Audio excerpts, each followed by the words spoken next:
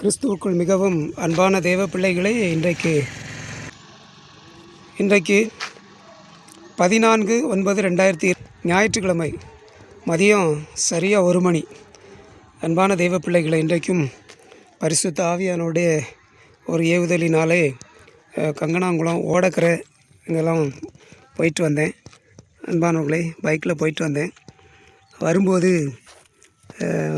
ஓடக்கரையிலேருந்து ஒலிவ மர கிளை ஒன்று கொண்டு வந்தேன். அன்பான தெய்வ பிள்ளைகளே, பாருங்கள், இதுதான் ஒலிவ மர கிளை. சரிங்களா? பைக்கில் இப்படி தான் வச்சு கொண்டு வந்தேன். அன்பானவர்களே, சரியா? இப்போ நான் அந்த கிறிஸ்து கோட்டையில் இருக்கிற கிறிஸ்துவின் கூடாரத்தில் வந்து தங்கியாச்சுல, அதனால் இந்த ஒலிவ கிளையை கொண்டு வந்து நட்டு வளர்க்கறதுக்கு முயற்சி பண்ணுவோம் அப்படின்னு சொல்லி ஒரு நோக்கத்தில் இதை நான் கொண்டு வந்திருக்கிறேன். அன்பான தெய்வ பிள்ளைகளே, சரிங்களா? பைக்கில் இருந்து இன்னும் இதை எடுக்கலை. அன்பான தெய்வ பிள்ளைகளே, இதை ஏன் கொண்டு வந்தேன் அப்படின்னா, கடந்த ஒரு சில வருடங்களுக்கு முன்பாக நான் ஓடக்கரையில் குடியிருக்கும்போது அந்த ஒலிவ மரத்தில் உள்ள அந்த கிளைகளெல்லாம் வெட்டி கழிச்சாங்க. அப்போ அங்கேருந்து ஒரு கொஞ்சம் பெரிய கிளை, சரியா, பெரிய கம்பு, அதை கொண்டு வந்து இங்கே நான் நட்டு வச்சுருந்தேன். அன்பான தேவ பிள்ளைகளை, இந்த பனை வடலிக்கு பக்கத்தில் இதை நான் நட்டு வச்சுருந்தேன் இந்த இடத்துல. அப்போ நல்லா மழைலாம் பெய்துக்கிட்டு இருந்து, சரிங்களா? அந்த மழை காலத்தில் இந்த பனை வடலிக்கு பக்கத்தில் இந்த பக்கத்தில் நட்டு வச்சுருந்தேன். அது பாருங்கள், அது தளிர் அடிச்சிருந்தது. சரிங்களா? அது நல்ல தளிர் அடித்து அழகாக வளர்ந்து வரக்கூடிய நிலைமையில் இருந்தது. நான் அப்போ இங்கே குடி இல்லைல்ல, அதனால் இந்த ஆடு மாடுகள்லாம் அங்கே மேயும்.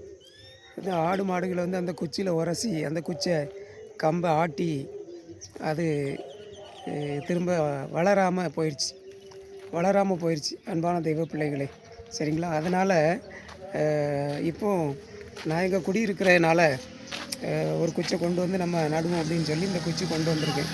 சின்ன குச்சி தான் அன்பானவர்களே, ஆனால் நட்டு கொஞ்சம் பாதுகாப்பாக நட்டு தண்ணி ஊற்றி வளர்க்கறதுக்கு பிரயாசப்பட போகிறேன். அன்பான தெய்வ பிள்ளைகளே, அதுக்காக தான் இந்த ஒலிவ குச்சியை கொண்டு வந்திருக்கேன். அன்பான தெய்வ பிள்ளைகளே, கர்த்தருக்கு சித்தமானால் அது வளர்ந்து பெருசாகும் என்று நான் விசுவாசிக்கிறேன். ஏன்னா இது ஆண்டவராகி இயேசு கிறிஸ்துவுக்கு சொந்தமான இடம், கிறிஸ்துவின் ராஜ்யத்துக்கு சொந்தமான இடம். இந்த இடத்துல ஒரு ஒலிவ மரம் வளர்ந்து வந்தால் நல்லாயிருக்கும் அப்படின்னு சொல்லி நான் என்னுடைய மனசில் ஒரு ஆசை. அதுக்காக நான் முயற்சி பண்ண போகிறேன். அன்பான தெய்வ பிள்ளைகளே, நான் இப்போ வெயில் இல்லாமல் இருந்து இப்போ நல்லா வெயில் அடிக்க ஆரம்பிச்சிட்டு. அன்பான தெய்வ பிள்ளைகளே, இப்போ அடிக்கிற இந்த வெயிலுக்குள்ளே எங்கேயாவது நான் குழியை தோண்டி இந்த ஒலிவ குச்சியை நட்டு வச்சேன் அப்படின்னு வைங்க, வெந்தே போகும். அந்த ஒலிவ குச்சி அந்த இலை எல்லாம் வெந்து போகும், அவ்வளோ ஹீட்டு. சரிங்களா? ஏற்கனவே மண்ணுக்கு கீழேயும் பூமிக்கு கீழேயும் அவ்வளோ ஹீட் இருக்கும். அதனால் நான் இப்போ அப்படி வைக்கலை. அன்பானவர்களே, பாருங்கள், ஆவியானவர் தந்த ஒரு ஆலோசனையின்படி ஒரு பழைய வாளி, சரிங்களா, அந்த வாளியில் கொஞ்சம் மண் நிரப்பி, சரிங்களா, அந்த மண்ணுக்குள்ளே இந்த ஒலிவ குச்சியை நட்டு 2 குச்சியாக நட்டுருக்கேன். சரிங்களா? 2 குச்சியாக நட்டுருக்கேன். நட்டு தண்ணி ஊற்றி வச்சுருக்கேன். சரிங்களா?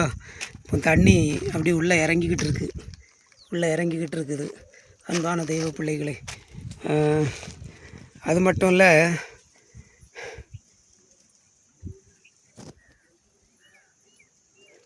பாருங்கள், அந்த இடத்துல கிடக்கிற வந்து குளத்தில் உள்ள கரம்பல் அப்படின்னு சொல்லுவாங்க எங்கள் ஊர் சைடில், வண்டல் மண். சரிங்களா? அந்த கரம்பலில் பாதி, அப்புறம் சாதாரண மண்ணில் பாதி